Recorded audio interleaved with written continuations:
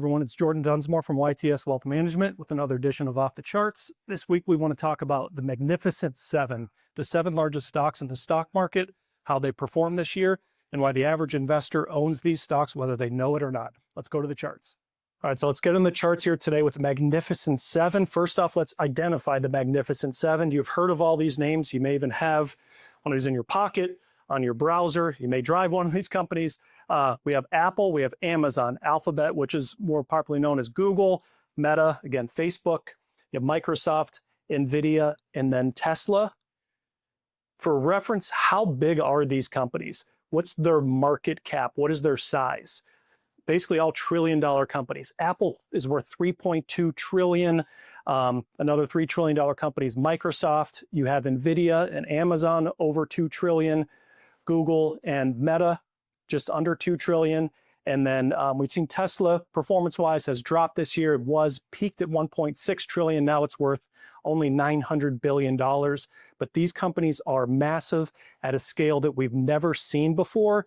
And again, to put it in perspective, the S&P 500, the 500 largest companies weighted from biggest to smallest, the Magnificent Seven companies represent 34% of the S&P 500.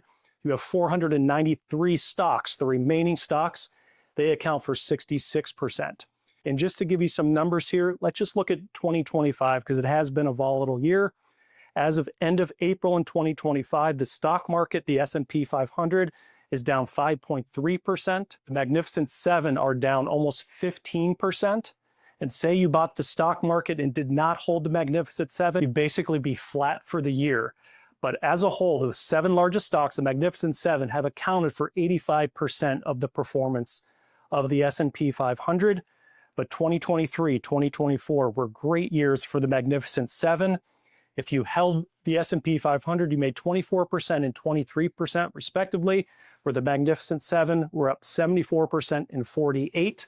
But more importantly, if you didn't hold those 7 stocks, you only made 8% and 10% those years alone. So what we would want to say as financial advisors is you generally don't want your 7 largest holdings to account for about 1/3 of your total assets, which these Magnificent Seven stocks do right now. So we recommend more diversification, maybe an equal weighted S&P 500 or exposure to mid, small cap international companies. You don't want all your eggs in one basket.